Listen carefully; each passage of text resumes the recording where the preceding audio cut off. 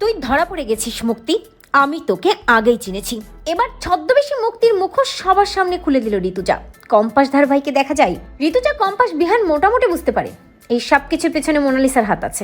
এই সরস্বতী পুজোর কাজটা মোনালিসাই নষ্ট করেছে। কিন্তু এত স্পর্ধা, এত সাহস এখানে মোনালিসা পেল কি করে? এটা কিছুতেই মেলাতে পারে না ঋতুজা। ভাবতে থাকে কে আছে এর পেছনে।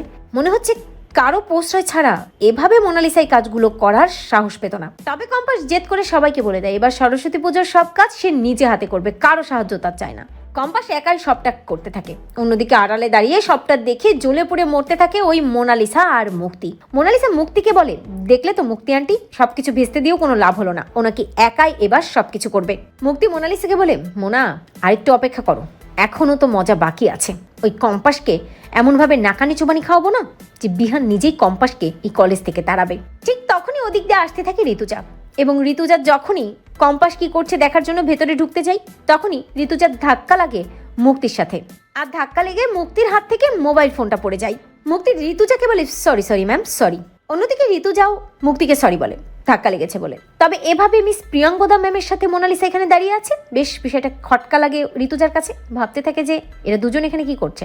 মোনালিসা না হয় এসব কিছু ভেস্তে দেওয়ার প্ল্যান করছে, কিন্তু এই ম্যাম এখানে কি করছে কিছুই তো বুঝতে পারলাম না। ঋতুজা মুক্তিকে বলে, মিস প্রিয়াঙ্গদা আপনি এখানে কি করছেন? কম্পাস তো একাই সবটা করবে বললো, আপনি এখানে দাঁড়িয়ে আছেন কারণ আপনি আপনার রুমে যান। ওই ছদ্মবেশী মুক্তি নাটক করে বলে, আসলে আমি দেখছিলাম দূরে দাঁড়িয়েই, মেয়েটা অনেক ট্যালেন্টেড, একাই সবকিছু করছে। ফোনটা যে হাত থেকে পড়ে গেছে মুক্তি সেটা খেয়ালই হয় না। অন্যদিকে ঠিক সেই সময় অখিলেশ মুক্তিকে ফোন দেয়, আর ফোনটা পড়ে থাকা অবস্থায় অখিলেশের রিংটা বেজে ওঠে। অখিলেশের নামটাও ফোনের উপরে ওঠে। ঋতুজা ফোনটা বেজে উঠলেই ফোনের দিকে তাকায় আর দেখে অখিলেশ লেখা আছে। দেখে চমকে যায় ঋতুজা। একবার ফোনের দিকে তাকায় আর একবার মুক্তির দিকে তাকায় এবং ভাবতে থাকে তার মানে মিস প্রিয়ঙ্গদা আসলে মুক্তি। তাড়াহুড়ো করে ফোনটা উঠিয়ে নিতে গেলে ঋতুজা মুক্তির হাতটা চেপে ধরে বলে, মুক্তি তোর খেলা শেষ, তুই ধরা পড়ে গেছিস।